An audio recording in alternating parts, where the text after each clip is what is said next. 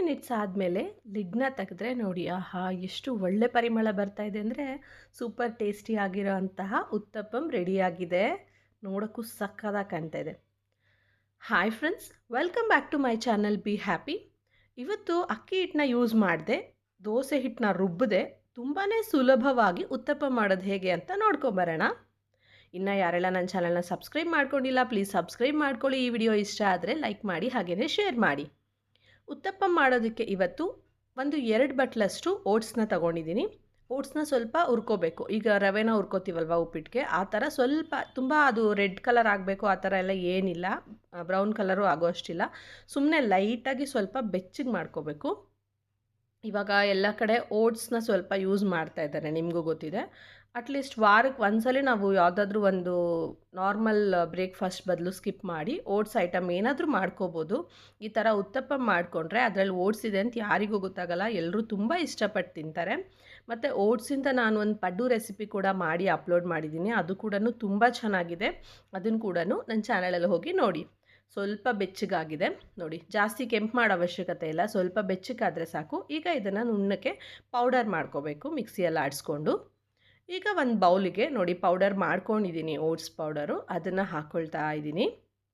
2 ಬಟ್ಲಷ್ಟು ಅಳತೆ ನಾವು ಮಾಡ್ಕೋಬೇಕು ಅಂತಂದರೆ ಇದಕ್ಕೆ 2 ಬಟ್ಲಷ್ಟು ಓಟ್ಸ್ನ ತೊಗೊಂಡು ಪೌಡರ್ ಮಾಡಿಕೊಂಡ್ರೆ ನೋಡಿ ಇಷ್ಟು ಪೌಡರ್ ಆಗುತ್ತೆ. ಆ 2 ಬಟ್ಲಷ್ಟು ಓಟ್ಸ್ ಪೌಡರ್ಗೆ 1 ಬಟ್ಲಷ್ಟು ಚಿರೋಟಿ ರವೆನ ಹಾಕ್ಕೊಳ್ತಾ ಇದ್ದೀನಿ. ಚಿರೋಟಿ ರವೆ ಅದನ್ನೇನು ಹುರಿಯೋ ಅಷ್ಟಿಲ್ಲ, ಹಾಗೆಯೇ ನಾರ್ಮಲಾಗಿ ಹಾಕೋಬೋದು. ಅದಕ್ಕೆ ರುಚಿಗೆ ಅಗತ್ಯ ಇರೋಷ್ಟು ಉಪ್ಪನ್ನ ಸೇರಿಸ್ಕೊಳ್ತಾ ಇದ್ದೀನಿ. ಅಕ್ಕಿ ಹಿಟ್ಟೆಲ್ಲ ಏನು ಯೂಸ್ ಮಾಡೋ ಅವಶ್ಯಕತೆ ಇಲ್ಲ, ನೀವು ಏಕಾದಶಿಗಳ ದಿನವೂ ಇದನ್ನು ಯೂಸ್ ಮಾಡ್ಬೋದು, ಅಕ್ಕಿ ಯೂಸ್ ಮಾಡಲ್ಲ ಅನ್ನೋರು. ಮೊದಲಿಗೆ ಇದನ್ನು ಸ್ವಲ್ಪ ಚೆನ್ನಾಗಿ ಮಿಕ್ಸ್ ಮಾಡ್ಕೊಳ್ಳೋಣ. ಆ ಓಟ್ಸ್ ಪೌಡರ್ ಮಾಡ್ಕೊಂಡಿದ್ವಲ್ವ, ಆ ಓಟ್ಸ್ ಪೌಡರು ಮತ್ತು ಚಿರೋಟಿ ರವೆ, ಉಪ್ಪು ಇದೆಲ್ಲ ಸ್ವಲ್ಪ ಚೆನ್ನಾಗಿ ಮಿಕ್ಸ್ ಆಗಬೇಕು. ಯಾವುದಕ್ಕೆ ಆಗಲಿ ನೀರು ಹಾಕಿ ಕಲಸೋದಕ್ಕೆ ಮುಂಚೆ ನಾವು ಒಂದು 2-3 ರೀತಿ ಹಿಟ್ಟುಗಳು ಹಾಕಿದ್ದಾಗ, ಉಪ್ಪು ಹಾಕಿದ್ದಾಗ ಅದನ್ನು ಮೊದಲು ಚೆನ್ನಾಗಿ ಮಿಕ್ಸ್ ಮಾಡ್ಕೊಂಡು ಆಮೇಲೆ ನೀರು ಏನು ಹಾಕ್ತೀವಿ ಹಾಕ್ಕೊಂಡು ಕಲಿಸ್ಕೋಬೇಕು. ಈಗ ಇದಕ್ಕೆ ಸುಮಾರು 1 ಬಟ್ಲಷ್ಟು ಮೊಸರನ್ನ ಹಾಕ್ಕೊಳ್ತಾ ಇದ್ದೀನಿ. ಉತ್ತಪ್ಪಂ ಅಂದರೆ ಅದಕ್ಕೆ ನಾವು ಮೊಸರು ಹಾಕಲೇಬೇಕು, ಸ್ವಲ್ಪ ಸ್ಮೂತಾಗಿ ಚೆನ್ನಾಗಿ ಬರುತ್ತೆ.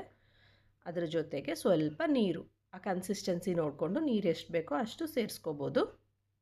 ಇದನ್ನು ಮೊದಲು ಚೆನ್ನಾಗಿ ಮಿಕ್ಸ್ ಮಾಡ್ಕೊಳ್ಳೋಣ. ಓಟ್ಸ್ನ ಡಯೆಟ್ ಫುಡ್ ಅಂತ ಹೇಳ್ತಾರೆ, ಅದರಲ್ಲಿ ಫೈಬರ್ ಕಂಟೆಂಟ್ ಜಾಸ್ತಿ ಇರುತ್ತೆ. ರೆಗ್ಯುಲರಾಗಿ ಯಾವುದೇ ಆದರೂ ಯೂಸ್ ಮಾಡೋಕ್ಕೆ ಹೋಗಬಾರ್ದು. ಒಂದು ಸ್ವಲ್ಪ ವೀಕ್ಲಿ ಒನ್ಸ್ ಅಥವಾ 15 ಡೇಸ್ಗೆ ಒನ್ಸ್ ನಾವು ಈ ಥರ ಟ್ರೈ ಮಾಡ್ತಾ ಬರ್ಬೋದು. ನಾರ್ಮಲಾಗಿ ಚಪಾತಿ, ರೊಟ್ಟಿ, ದೋಸೆ, ಇಡ್ಲಿ, ಚಿತ್ರಾನ್ನ, ಪುಳಿಯೋಗರೆ, ಒಂದು ಪಲಾವ್, ಒಂದಷ್ಟು ಲಿಸ್ಟ್ ಇರುತ್ತೆ ನಮ್ಮ ಹತ್ರ. ಯಾವಾಗಾದರೂ ಒಮ್ಮೆ ಒಂದ್ಸಲ ಆ ಲಿಸ್ಟ್ನ ಚೇಂಜ್ ಮಾಡಿ ಈ ರೀತಿ ಏನಾದರೂ ಡಿಫ್ರೆಂಟ್ ಆಗಿರೋ ಅಂತಹ ಬ್ರೇಕ್ಫಾಸ್ಟ್ನ ಮಾಡ್ಕೊಳ್ಳಿ, ಎಲ್ಲರೂ ಇಷ್ಟಪಡ್ತಾರೆ. ಸ್ವಲ್ಪ ತಿಕ್ಕಾಗಿದೆ, ಇನ್ನು ಸ್ವಲ್ಪ ನೀರನ್ನ ಆ್ಯಡ್ ಮಾಡ್ಕೊಂಡು ಚೆನ್ನಾಗಿ ಮಿಕ್ಸ್ ಮಾಡ್ಕೊಳ್ತೀನಿ. ಇದು ತುಂಬ ದೋಸೆ ಹಿಟ್ಟಿನಷ್ಟು ತೆಳ್ಳಕ್ಕಿರೋ ಅವಶ್ಯಕತೆ ಇಲ್ಲ, ಯಾಕೆಂದರೆ ಇದನ್ನು ನಾವು ಸೌಟಲ್ಲಿ ಹೆಂಚು ಮೇಲೆ ಹಾಕಿದ್ಮೇಲೆ ಅದನ್ನು ದೋಸೆ ಥರ ಬರೆಯೋ ಅವಶ್ಯಕತೆ ಇಲ್ಲ, ಸುಮ್ಮನೆ ಹಾಗೆ ಸ್ವಲ್ಪ ದಪ್ಪಕ್ಕಿರಬೇಕದು. ಹಿಟ್ಟು ರೆಡಿಯಾಗಿದೆ. ಈಗ ಅದ್ರ ಮೇಲೆ ಸ್ವಲ್ಪ ಉದುರಿಸ್ಕೊಳ್ಳೋದಕ್ಕೆ ಟಾಪಿಂಗ್ಸ್ನ ರೆಡಿ ಮಾಡ್ಕೊಳ್ಳೋಣ.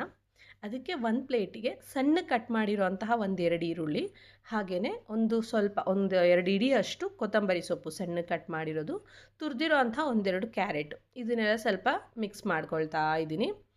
ಇದಿಷ್ಟೇ ಅಂತಲ್ಲ, ಇದ್ರ ಜೊತೆ ತುರಿಯೋಕ್ಕಾಗೋವಂಥ ಯಾವುದೇ ತರಕಾರಿ ನೀವು ತುರಿದು ಸೇರಿಸ್ಕೋಬೋದು. ಬೀಟ್ರೂಟ್ಸ್ ಹಾಕೋಬೋದು, ನವಿಲುಕೋಸು ಹಾಕೋಬೋದು, ಕ್ಯಾಪ್ಸಿಕಮ್ ತುರಿದು ಸಣ್ಣಕ್ಕೆ ಸೇರಿಸ್ಕೊಳ್ತೀನಿ ಅಂದರೆ ಸೇರಿಸ್ಕೋಬಹುದು. ನಾನಿವಾಗ ಸದ್ಯಕ್ಕೆ ಈ 3 ಐಟಮ್ಸ್ನ ಸೇರಿಸ್ಕೊಳ್ತಾ ಇದ್ದೀನಿ. ಈರುಳ್ಳಿ, ಕೊತ್ತಂಬರಿ ಸೊಪ್ಪು ಮತ್ತು ಕ್ಯಾರೆಟು ಕಲರ್ಫುಲ್ಲಾಗೂ ಇರುತ್ತೆ, ಚೆನ್ನಾಗಿರುತ್ತೆ, ಮತ್ತು ಇದೆಲ್ಲ ಬೇಗನೆ ಬೆಂದುಬಿಡುತ್ತೆ. ಈಗ ಆ ಟಾಪಿಂಗ್ಸ್ ಕೂಡ ರೆಡಿಯಾಗಿದೆ, ಹಿಟ್ಟು ಕೂಡ ರೆಡಿಯಾಗಿದೆ. ಈಗ ಉತ್ತಪ್ಪಂನ ಮಾಡ್ಕೊಳ್ಳೋಣ. ದೋಸೆ ಮಾಡೋ ಅಂತಹ ನಾರ್ಮಲ್ ಹೆಂಚಿನ ಮೇಲೆ ಈ ರೀತಿ 1-2 ಸೌಟಲ್ಲಿ ಹಿಟ್ಟನ್ನ ಹಾಕ್ಕೊಂಡು, ಹೆಚ್ಚಿಗೆ ನಾವು ತಿರ್ಗ್ಸೋಕ್ಕಾಗಲ್ಲ, ಸುಮ್ಮನೆ ಒಂದು ಸ್ವಲ್ಪ ತಿಕ್ಕಾಗೂ ಕೂಡ ಇರಬೇಕು. ಈ ಥರ ಸ್ವಲ್ಪ ತಿರ್ಗಿಸ್ಕೊಳ್ತಾ ಅದ್ರ ಮೇಲೆ ನಾವೀಗ ಇಷ್ಟೊತ್ತು ಮಾಡ್ಕೊಂಡ್ವಲ್ವ ಟಾಪಿಂಗ್ಸು, ಕ್ಯಾರೆಟು, ಈರುಳ್ಳಿ ಮತ್ತು ಕೊತ್ತಂಬರಿ ಸೊಪ್ಪಿನ ಮಿಶ್ರಣ, ಅದನ್ನು ಸೇರಿಸ್ಕೊಳ್ತಾ ಇದ್ದೀನಿ. ನೀವು ಹಿಟ್ಟಿಗೆ ಬೇಕಿದ್ದರೆ ಸ್ವಲ್ಪ ಜೀರಿಗೆ ಇದೆಲ್ಲ ಸೇರಿಸ್ಕೋಬೋದು, ಇನ್ನೂ ಚೆನ್ನಾಗಿರುತ್ತೆ. ಹೀಗೇ ಪ್ಲೈನಾಗಿ ಕೂಡ ಮಾಡ್ಕೋಬೋದು, ಇಲ್ಲಾಂದರೆ ಈ ಥರ ಟಾಪಿಂಗ್ಸೇ ಹಾಕ್ಕೋಬೇಕಂತೇನಿಲ್ಲ. ಹಿಟ್ಟೊಳಗಡೆನೇ ಈ ಮಾಡ್ಕೊಂಡಿರೋಂಥ ಮಿಶ್ರಣ ಇದೆಯಲ್ಲ ಅದನ್ನು ಹಾಕಿ ಚೆನ್ನಾಗಿ ಮಿಕ್ಸ್ ಮಾಡಿ ಈರುಳ್ಳಿ ದೋಸೆ ಮಾಡ್ತಾರೆ ನೋಡಿ ಒಂಥರ, ಆ ಥರ ನೀವು ಮಾಡ್ಕೋಬೋದು, ಅದು ಒಂದು ಆಪ್ಷನ್ ಇದೆ. ಓಕೆ, ಸ್ವಲ್ಪ ಎಣ್ಣೆನ ಹಾಕಿ ಸ್ವಲ್ಪ ಚೆನ್ನಾಗಿ ಅದೊಂಚೂರು ಒಂದು ನಿಮಿಷ ಆದಮೇಲೆ ಅದು ಪ್ಲೇಟ್ನ ಕ್ಲೋಸ್ ಮಾಡಿ ಒಂದು 2 ನಿಮಿಷ ಆದಮೇಲೆ ನೋಡಿ ಸಕ್ಕತ್ತಾಗಿರುವಂಥ ಪರಿಮಳ ಬರ್ತಾಯಿದೆ. ಉತ್ತಪ್ಪಂ ರೆಡಿಯಾಗಿದೆ. ತಿರುಗಿಸಿ ಮತ್ತೆ ಏನು ಬೇಯಿಸ್ಕೊಳ್ಳೋ ಅವಶ್ಯಕತೆ ಇಲ್ಲ, ಹಾಗೇ ಆಗಿರುತ್ತೆ. ಸೊ ಇನ್ನೊಂದು ಉತ್ತಪ್ಪಂನ ಮಾಡ್ಕೊಳ್ತಾ ಇದ್ದೀನಿ. ಬಿಸಿ ಬಿಸಿಯಾಗಿರೋವಾಗ ತಿಂತಾಯಿದ್ರೆ ತುಂಬ ಚೆನ್ನಾಗಿರುತ್ತೆ. ಇದಕ್ಕೆ ಚಟ್ನಿ ಮಾಡಿಕೊಂಡ್ರೆ ಚೆನ್ನಾಗಿರುತ್ತೆ, ಇಲ್ಲ ಅಂದರೆ ಮೊಸರಿಗೆನೆ ಸ್ವಲ್ಪ ಚಿಲ್ಲಿ ಪೌಡರು ಮತ್ತು ಉಪ್ಪನ್ನ ಆ್ಯಡ್ ಮಾಡ್ಕೊಂಡು ತಿನ್ಬೋದು. ಸೊ ಸೂಪರಾಗಿರೋವಂಥ ಉತ್ತಪ್ಪಂ ನಿಮ್ಗೆ ಇಷ್ಟ ಆದರೆ ಈ ವಿಡಿಯೋಗೆ ಲೈಕ್ ಮಾಡಿ, ಶೇರ್ ಮಾಡೋದನ್ನು ಮಾತ್ರ ಮರಿಬೇಡಿ. ಮತ್ತೆ ಇನ್ನೊಂದು ರೆಸಿಪಿ